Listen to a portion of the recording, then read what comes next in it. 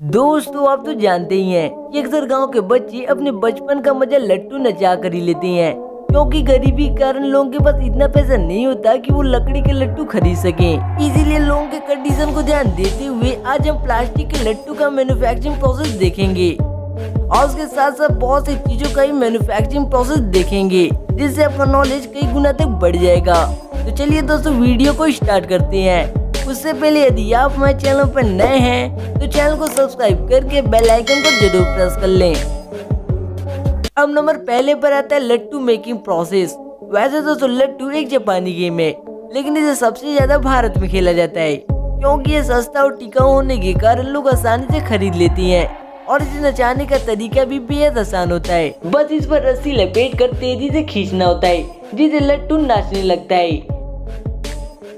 तो लट्टू बनाने के लिए सबसे पहले प्लास्टिक के दाने को मोल्डिंग मशीन में कुछ इस तरह लगाकर क्लोज करते हैं और कुछ समय बाद जब मशीन ओपन होता है तो लट्टू को बाहर निकालकर कोल्ड वाटर में डालते हैं ताकि लट्टू ठंडा हो जाए। फिर सेम प्रोसेस से अलग अलग कलर के लट्टू को तैयार करके उसके एक्स्ट्रा पार्ट को रिमूव करती हैं, जिससे लट्टू कुछ इस तरह तैयार हो जाता है। फिर कुछ वर्करों द्वारा इन्हें इकट्ठा करके प्लास्टिक बैग में फिल करती हैं और फाइनली इन्हें ट्रक में लोड करके आपके मार्केट तक भेज देती हैं। अब नंबर दूसरे पर आता है wooden spanning top making process. दोस्तों आज हम कोई नॉर्मल लकड़ी का स्पैनिंग टॉप बनते नहीं देखेंगे, बल्कि स्टाइलिश और लुकेबल दिखने वाले स्पैनिंग टॉप का मैन्युफैक्चरिंग प्रोसेस देखेंगे। तो इसे बनाने के लिए सबसे पहले जंगलों से पेड़ों को काटते हैं, फिर एक खास तरह की मशीन से कटे हुए पेड़ों को पकड़कर छोटे छोटे पीस में काटती हैं। फिर इन सभी लकड़ियों को एक मशीन में डालकर पाउडर बनाती हैं। अब एक स्टील कैन में लकड़ी के छोटे छोटे टुकड़े को डालकर रेड कलर को डालती हैं। फिर उसके ऊपर वुडन पाउडर को डालकर इपॉक्सी रेजिन को डालती हैं, जो वुडन पाउडर को लकड़ियों के टुकड़ों के साथ जोड़ने का काम करती है। अब इस कैन को एक मशीन में फिट करके कैन को रिमूव करती हैं, जिससे वुडन पाउडर कुछ इस तरह के शेप में आ जाता है। फिर इसके बीचों बीच ब्लेड से निशान बनाकर दो पार्ट में कर लेती हैं। अब इसे साइड से छीलकर स्मूथ बनाती हैं और इसके बीचों बीच ड्रिलिंग मशीन से होल करके कुछ समय के लिए छोड़ देती हैं। फिर दूसरे मशीन में एक सिंपल लकड़ी को लगाकर मशीन को स्टार्ट करती हैं, जिससे वर्कर अपने ब्लेड से लकड़ियों के ऊपरी लेयर को छीलते हैं और फिर जब लकड़ी लट्टू बनने के परफेक्ट मोटाई में आ जाती है तो उसके बीच में होल करती हैं। अब पहले से तैयार कलरफुल मॉडल पर फेविकोल लगाकर उसके बीच में एक छोटा सा लकड़ी डालती हैं। फिर मशीन में लगे लकड़ी के साथ चिपका कर उसके ऊपरी लेयर को छीलती हैं ताकि इसे स्मूथ बनाया जा सके। अब इसके साइड में ड्रिलिंग मशीन से होल करके स्क्रू लगाती हैं। फिर इसके ऊपरी लेयर को छीलकर लट्टू का शेप देती हैं। अब लट्टू जितना बड़ा चाहिए होता है उतनी दूरी पर एक निशान बनाती हैं। फिर एक बार और इसके ऊपरी लेयर को छीलकर सैंड पेपर से घिसाई करती हैं ताकि लट्टू स्मूथ हो जाए। अब लट्टू को और लुकेबल बनाने के लिए उस पर लाइनिंग बनाती हैं। फिर लट्टू में लगे स्क्रू को घिसकर उसके टिप को शानदार बनाती हैं। अब इसके ऊपर लुब्रिकेंट ऑयल लगाकर लट्टू को चिकना करती हैं और इसके अंतिम छोर को घिसकर लट्टू को तैयार कर लेती हैं। फिर इसका टेस्टिंग प्रोसेस करने के लिए लट्टू पर रस्सी लपेटकर नचाती हैं, जिस कारण हम ये कह सकते हैं कि लट्टू नचाने के लिए रस्सी का बहुत बड़ा योगदान होता है। तो दोस्तों जब हम रस्सी की बात कर ही रही हैं तो चलिए देखते हैं कि प्लास्टिक रस्सी को बनाया कैसे जाता है।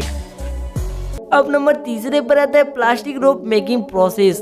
दोस्तों पहले जब प्लास्टिक रोप नहीं था तब हम किसी चीज को बांधने के लिए कॉटन रोप का इस्तेमाल करते थे, जो बारिश लगने से सड़ जाता था, जिसे हम दोबारा इस्तेमाल नहीं कर सकते थे। लेकिन दोस्तों अब आपको टेंशन लेने की आवश्यकता नहीं है, क्योंकि मार्केट में कॉटन रोप का जगह प्लास्टिक रोप ले चुका है, जिससे हम किसी भी चीज को मजबूती से बांध सकते हैं और ये लंबे समय तक खराब भी नहीं होता। तो इसे बनाने के लिए सबसे पहले प्लास्टिक के छोटे छोटे टुकड़े को मिक्सर मशीन में डालकर हीट देती हैं। फिर एक बैग में फिल करके मोल्डिंग मशीन में डालती हैं, जहाँ इसे पतले रास्ते से निकालकर रस्सी का शेप दिया जाता है। फिर इस रस्सी को एक रोल से निकालकर कटिंग मशीन में डालती हैं, जहाँ इन्हें छोटे छोटे दानों के रूप में काटा जाता है। अब इन दानों को मिक्सर मशीन में डालकर कलर पाउडर को डालती हैं और मिक्सर मशीन को क्लोज करके अच्छे से मिक्स करती हैं, जिससे दाने रेड कलर के हो जाते हैं।